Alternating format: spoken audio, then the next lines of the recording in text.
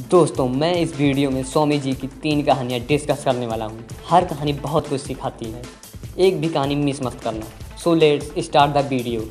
नदी पार करने के लिए एक बार स्वामी जी नदी के साइड में खड़े थे। उतने पर वहाँ पर एक साधु आ गया और स्वामी जी से पूछा, क्या आप ही स्वामी विवेकानंद हो? स्वामी जी ने कहा, हाँ, मैं ही स्वामी विवेकानंद हूँ।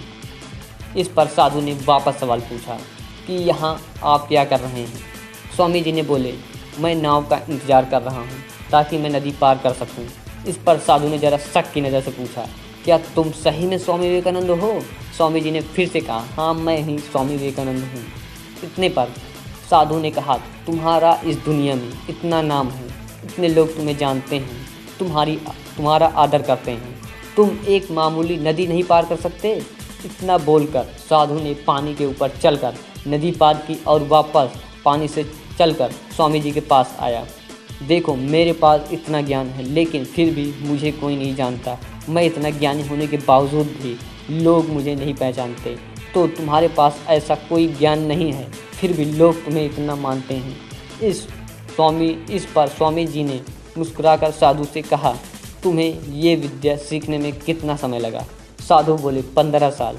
इस पर स्वामी जी बोले, मेरे साथ चलो। उतने में नाव आई, दोनों नाव पे बैठे और नदी के पार चले गए। नाव से उतरने के बाद स्वामी जी ने 1 रुपये का सिक्का निकाला। साधु और स्वामी जी का 50-50 पैसा नाव वाले को दे दिया। पर इसके बाद स्वामी जी साधु को बोले, जो काम 50 पैसे में हो सकता है, उसके लिए आपने अपने जीवन के 15 साल बर्बाद किया। यही समय आप समाज के भलाई के लिए इस्तेमाल कर सकते थे। इससे आपका नाम होता, लोग आपको जानते, और मैंने वही किया, इसलिए लोग मुझे स्वामी जी बोलते हैं। तब इस कहानी से हमने क्या सीखा? ज़्यादातर समय हम अपने ऐसे चीज़ों में गंवा देते हैं जो बिल्कुल ही ज़रूरी नहीं है। हमारे लक्ष्य को पाने के लिए इससे हमें कोई फ़ायदा नहीं होता और हम वो अचीव नहीं कर पाते जिसके लिए हम अपने सपने देखते हैं। स्वामी जी कहते थे, अपने जीवन में एक लक्ष्य निर्धारित करो, पूरे शरीर को उस लक्ष्य से भर दो और हर दूसरे विचार को अपनी ज़िंदगी से निकाल फेंको। यही सफलता का राज है। एक दिन सुबह के समय पर स्वामी जी के आश्रम पर एक बंदा आया। वो शक्ल से थोड़ा दुखी लग रहा था। आते ही वो रोने लगा और स्वामी जी को अपनी परेशानी बताने लगा। बंदा बोला, स्वामी जी, मैं अच्छा पढ़ा लिखा हूँ, दिन भर मेहनत करता हूँ, किसी भी काम में कोई कसर नहीं छोड़ता, पर इतना सब करने के बावजूद भी मुझे सफलता नहीं मिलती। आप ही बताइए, अब मैं क्या करूं? स्वामी जी बंदे की प्रॉब्लम समझ गए। उस समय स्वामी जी के पास एक कुत्ता था। स्वामी जी ने बंदे से कहा, तुम एक काम करो, इस कुत्ते को घुमा के लाओ, तब तक मैं तुम्हारे समस्या का समाधान ढूंढता हूँ। बंदा कुत्ते को लेकर चला गया। आधे घंटे बाद वह कुत्ते को लेकर वापस आया।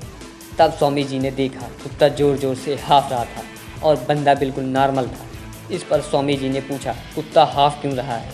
बंदे ने जवाब दिया कि मैं तो सीधा रास्ते से चल रहा था, ये कुत्ता जहाँ जगह मिले वहाँ जा रहा था, अन्य कुत्तों से लड़ रहा था, इसलिए ये इतना थक गया है और हाँफ रहा है। स्वामी जी ने मुस्कुराकर कहा, यही तुम्हारे सवालों का जवाब है। तुम्हारे मंजिल को छोड़कर लोगों के पीछे भागते हो। लोग जो करते हैं वही करने की कोशिश करते हैं और इसलिए अपने मंजिल तक नहीं पहुंच पाते। पर दोस्तों, हर बंदा आज के लिए प्रॉब्लम फेस कर रहा है। हम लोगों के पीछे भागते हैं, उनको फॉलो करते हैं। किसी एक बंदे को सक्सेस देखकर हम भी वही करने लगते हैं। पर अब तो यह है कि ये सिलसिला फिर रिपीट होता है किसी और बंदे को देखकर। पर इस सब के चक्कर में हम अपना खुद का टैलेंट कभी नहीं पहचान पाते और इसी वजह से हम अपनी मंजिल पर कभी नहीं पहुंच पाते। इसलिए लक्ष्य डिसाइड करो और खुद का टैलेंट देखकर।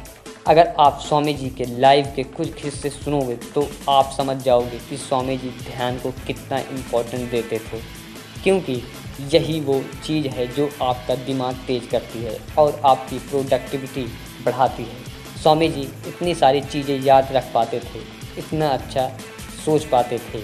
इसका एकमात्र कारण था और वो है स्वामी जी का फोकस। और इसी फोकस के दम पर नरेंद्र दत्त नामक एक शख्स को दुनिया स्वामी विवेकानंद के नाम से जानती है। जो भी ये वीडियो देख रहा है आपसे एक रिक्वेस्ट है करता हूँ कि ये वीडियो अपने दोस्तों को ज़रूर शेयर करें।